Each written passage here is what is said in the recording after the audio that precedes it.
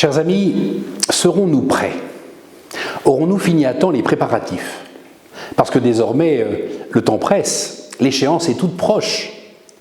Non, je ne vous parle pas de l'échéance des Jeux Olympiques, qui mobilise tant d'énergie à travers notre pays.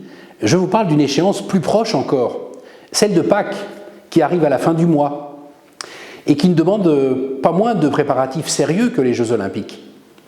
La comparaison n'est pas de moi, elle a été posée déjà par saint Paul dans la première lettre aux Corinthiens.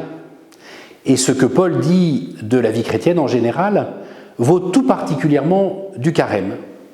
C'est un entraînement intensif, une course en avant pour être prêt à célébrer Pâques. C'est Pâques qui donne au carême son sens et sa raison d'être.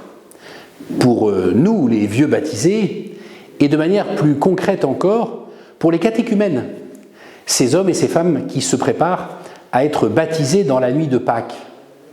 Pour les catéchumènes, l'entraînement du carême est tout particulièrement balisé.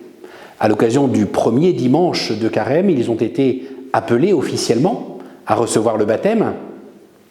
Et lors des 3 dimanches qui précéderont le dimanche des Rameaux, ils célébreront les scrutins, ces rites au cours desquels ils sont invités à se laisser scruter par Dieu et à recevoir de lui la force nécessaire pour le combat contre le mal.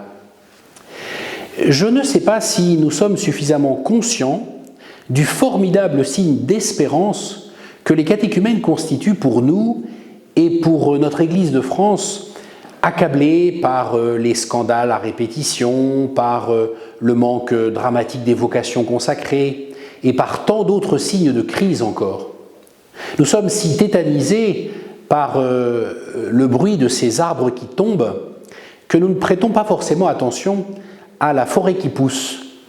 Car oui, les catéchumènes sont une forêt qui pousse et avec une vitalité étonnante. En 2023, il y a eu en France 5500 adultes baptisés, soit une hausse de 30% en un an. Et tout indique que l'augmentation sera du même ordre cette année encore. Il se passe à travers la France quelque chose de magnifique, et ce jusque dans notre diocèse à nous ici. C'est une quarantaine d'adultes que j'ai eu la joie d'appeler au baptême pour la prochaine vigile pascale.